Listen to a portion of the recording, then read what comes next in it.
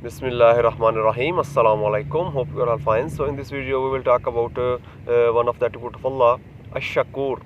yani ke qadardan. Allah give reward to people even for the little obedience. کہ اگر انسان کوئی چھوٹے سے چھوٹا عمل بھی کرتا ہے اچھا عمل جس کا اللہ تعالیٰ اسے ثواب دیتا ہے تو اس کا اجر اللہ تعالیٰ اسے ضرور عطا فرماتا ہے، بے شک وہ اس دنیا میں ہو یا آخرت میں ہو۔ تو اس کے بارے میں ہمیں ایک حدیث ملتی ہے کہ جس میں نبی کریم صلی اللہ علیہ وآلہ وسلم فرماتے ہیں کہ ایک شخص صرف اس وجہ سے جنت میں داخل ہو رہا ہوگا کہ اس شخص نے راستے میں سے کسی درخت کو کاٹا ہوگا جو کہ مسلمانوں کے لیے انکنوینئنس پیدا کر رہا تھا، دشواری پیدا کر رہا تھا، یا پھر اس نے کوئی راستے سے کوئی اس طرح کی چیز ہٹا دی جو کہ مسلمانوں کے لیے یا لوگوں کے لیے انکنوینئنس تھی، ان کے لیے مشکل کا باعث بن رہی تھی، یعنی اس نے ان کے لیے کوئی آسانی پیدا کی صرف اللہ کی رضا کے لیے، سو اللہ تعالیٰ اس کو اجر دے گا کہ اسے اللہ تعالیٰ جنت میں داخل فرما دے گا۔ So Allah Ta'ala is the one who give the rewards for the good deeds, جو بھی ہم اچھے اعمال کرتے ہیں ان کا اللہ تعالیٰ پورا اجر عطا فرماتا ہے۔ تو اس سے ہمیں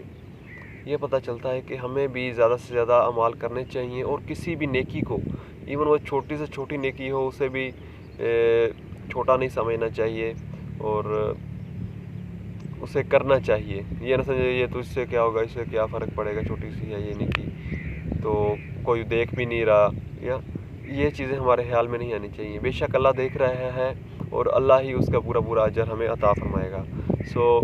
نبی کریم صلی اللہ علیہ وسلم نے فرمایا کہ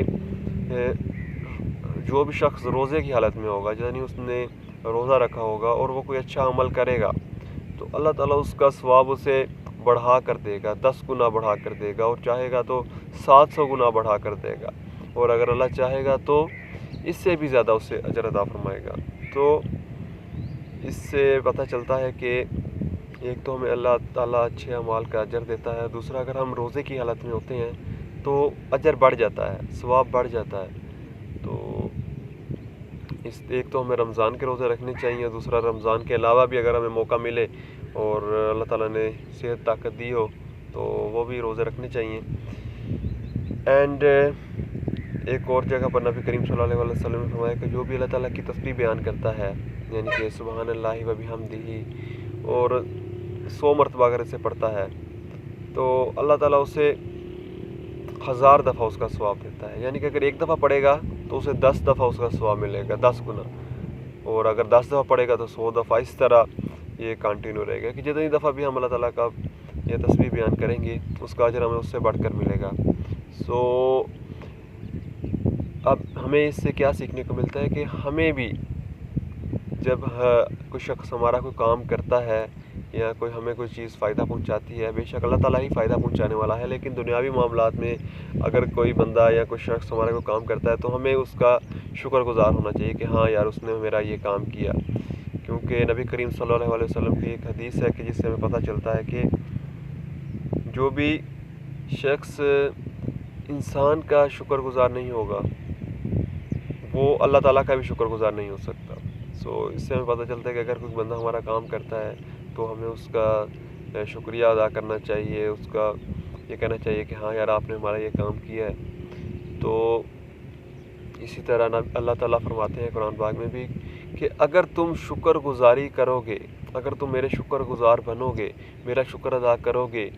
تو میں تمہیں مزید عطا فرماؤں گا، ٹھیک ہے۔ تو